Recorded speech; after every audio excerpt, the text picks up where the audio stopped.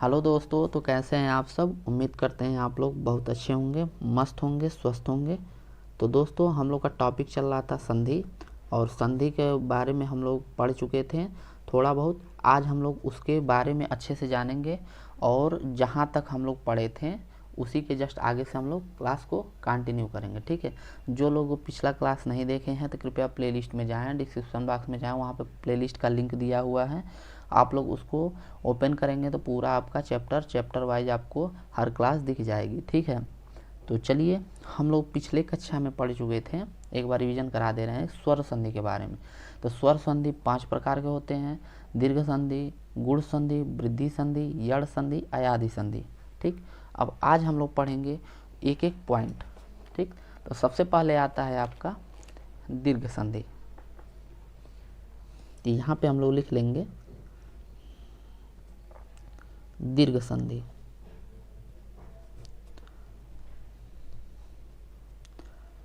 दीर्घ संधि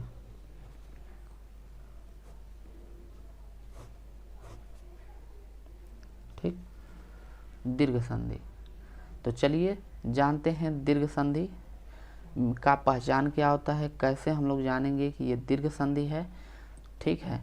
तो देखिए, इसका नियम देखिए, पहले हम लोग लिख लेंगे इसको, यहाँ पे पॉइंट वाइज करके जानते हैं।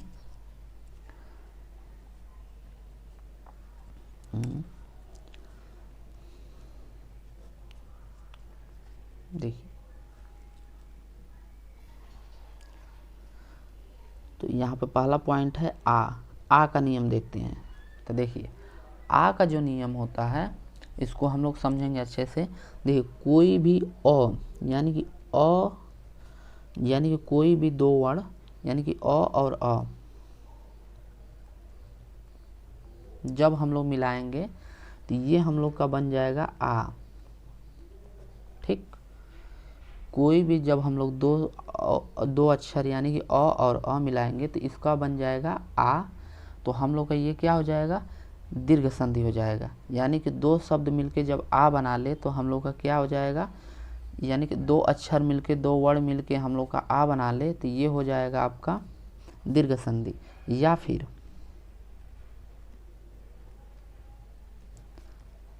आ प्लस आ मिलके भी क्या हो जाता है, आ ही हो जाता है। ठीक। या फिर अ प्लस आ मिलके क्या हो जाता है, यहाँ पे अ प्लस आ लिख लीजिए, अ प्लस आ मिलके क्या बन जाएगा आपका, आ ही हो जाएगा। ठीक। जैसे एग्जाम्पल के तौर पे हम लोग समझेंगे, एग्जाम्पल के तौर पे हम लोग समझते हैं, आखिर कहने का मतलब क्या है ये भी तो समझ में आना चाहिए। तो जैसे हम लोग पहला क्वेश्चन जो एग्ज़ाम के दृष्टिकोण से बहुत महत्वपूर्ण है, ये पूछ देता है अक्सर क्वेश्चन में, आप लोग को एग्ज़ाम में अक्सर देखने को मिलता है। पहला जो है सूर्य प्लस अस्त। अब देखिए, अंतिम वर्ण देखते हैं। देखिए, यानी कि सूर्य में य में अ छुपा है, यानी कि यहाँ पे अ लगा है, और अस्त देखिए यहाँ अ, यानी कि पहला का अंतिम वर्ण और दूसरा का प्रथम वर्ण देखते हैं। ठीक।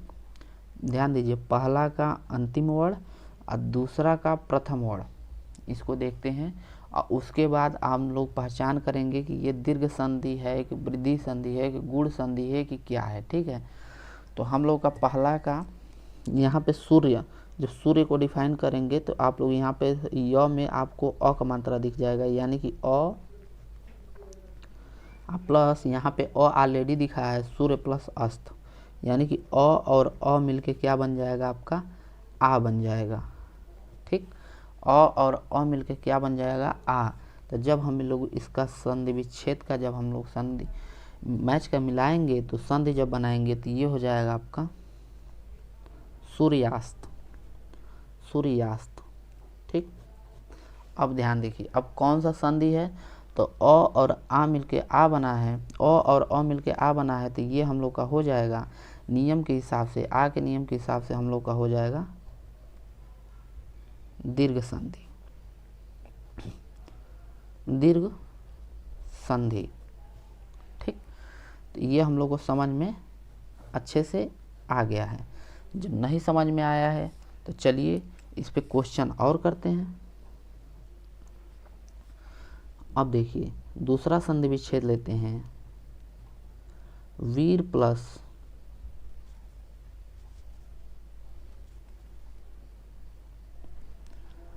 अंगना, वीर प्लस अंगना। तो अब देखिए हम लोग सबसे पहले कुछ दिमाग में देखिए स्टेप वाइज चलते हैं।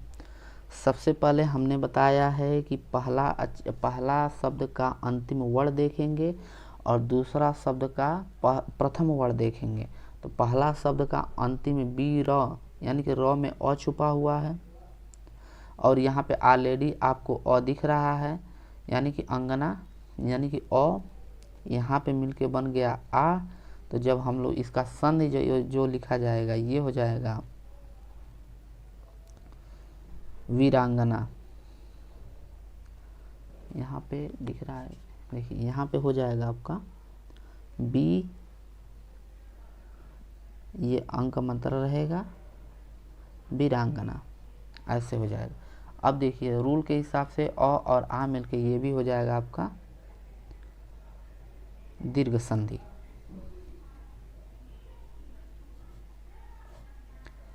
अ और आ मिलके आपका हो जाएगा ये भी दीर्घ संधि। नेक्स्ट हम लोग को देखते हैं, हम लोग क्वेश्चन भी करते जाएंगे, जो जो एग्ज़ाम में आया हुआ है वो क्वेश्चन लेते जाएंगे। आप लोग खुद पेन और कॉपी उठाइए, जैसे हम क्वेश्चन लिख रहे हैं आप लोग को थोड़ा बहुत भी समझ में आया हो तो एक बार पेन कॉपी साथ में चलाइए, ठीक है, तो आपको भी काफ़ी अच्छे से समझ में आएगा। देखिए अब नेक्स्ट क्वेश्चन है स्व प्लस अर्थी, स्व प्लस अर्थी यानी कि इसमें दिख रहा है आपको अ, इसमें दिख रहा है आपको अ, ठीक, मिलके हो गया आ। तो इसका संधि जो हो जाएगा स्वार्थी, यानी कि बीच में आ दिख गया, तो यानी कि ये हो जाएगा दीर्घ संधि।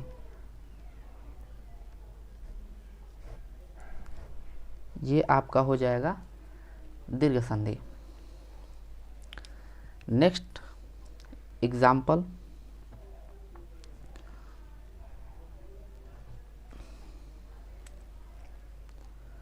शिव प्लस आलय, शिव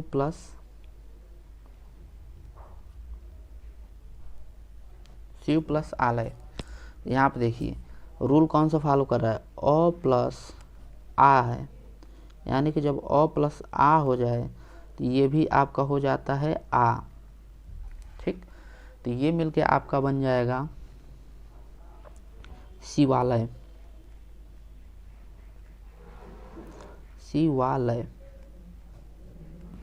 यानी कि ये भी हो जाएगा आपका दीर्घ संधि। जब आप लोग दोस्तों साथ में आप लोग ऐसे बिल्कुल नियम वाइज रूल वाइज आप लोग लिखते चलेंगे तो आप लोग को ऑटोमेटिक याद हो जाएगा, ठीक है, बिना कहे सुने आप लोग खुद आंसर करने लगेंगे। क्योंकि जब देखिए ऐसे हम लोग लिखते हैं तो कॉन्सेप्ट बिल्कुल अच्छे से याद रहता है। जैसे हम लोग ये लिखेंगे, आता तो हमें है लेकिन एग्ज़ाम में क्लियर, देखिए जब आप लोग किसी चीज़ को बार बार अच्छे से प्रैक्टिस करेंगे तो वो चीज़ हमें बहुत कंठस्थ याद हो जाता है, ठीक है, वो दिमाग में बिल्कुल क्लिक किया रहता है। हम लोग देखिए ज़रूरी नहीं है, हम ऐसे आपको बोल भी सकते हैं कि देखिए अ मिल गया और आ मिल गया तो हम लोग का बन गया आ बन गया, हम लोग को दीर्घ संधि हो गया और इसका हो जाएगा आपका शिवालय।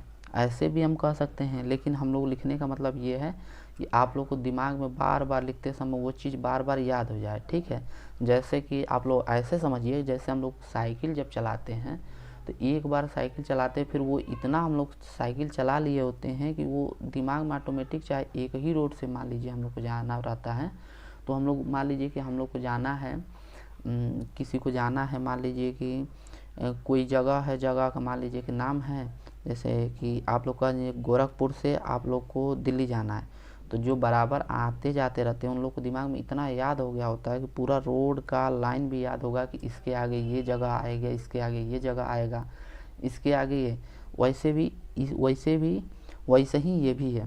तो आप लोग ऐसे पूरा याद कर लेंगे ऐसे लिखेंगे शिव प्लस आलय तो शिवालय, यानी कि अ बना फिर आ बना तो फिर उसके बाद आ हो गया।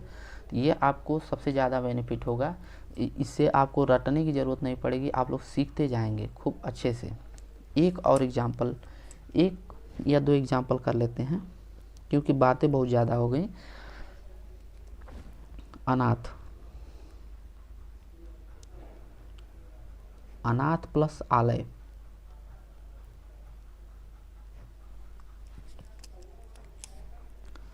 यानी कि ये हो जाएगा अ प्लस आ, यानी कि अनाथ आलय, अनाथालय, ठीक, अनाथालय, ठीक, आ बन गया। ये हो जाएगा आपका दीर्घ संधि,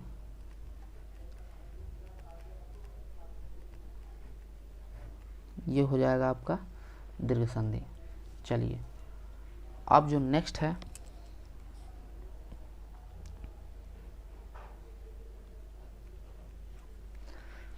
सीमा प्लस अंत,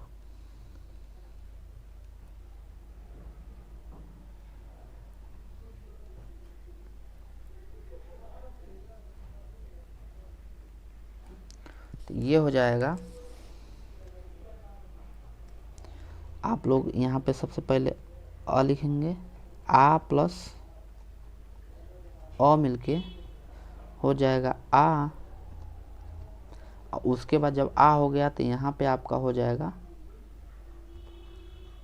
सीमांत,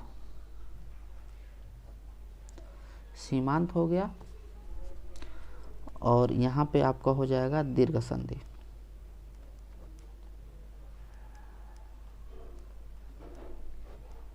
ठीक, दीर्घ संधि हो गया। तो चलिए दोस्तों, क्लास काफ़ी लंबा हो रहा है, आज हम आपको रिवीजन नहीं कराएंगे, काफ़ी हम लोग स्लो धीरे धीरे एक एक चैप्टर एक एक पॉइंट को पढ़ रहे हैं।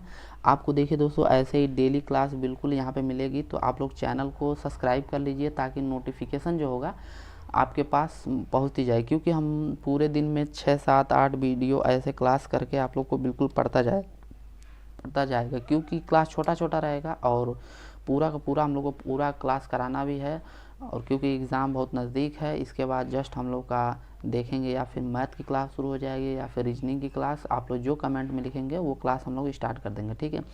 क्योंकि हिंदी हम लोग का अच्छे से कंप्लीट हो गया है और हो रहा है बहुत कम, यही एक इम्पॉर्टेंट चैप्टर बचा है, और रचना और रचयिता, ठीक है, वो इम्पॉर्टेंट है, उसको जितना आप लोग याद कर लेंगे वो बस यही 2 टॉपिक बचा है और बाकी आपका पूरा ख़त्म होने वाला है और हो चुका है, ठीक है। इन्हीं से जितना आना है आएगा क्वेश्चन। चलिए दोस्तों, तो आज के लिए इतना ही। तब तक के लिए दोस्तों मिलते हैं नेक्स्ट क्लास में नेक्स्ट एनर्जी के साथ। तब तक के लिए दोस्तों धन्यवाद।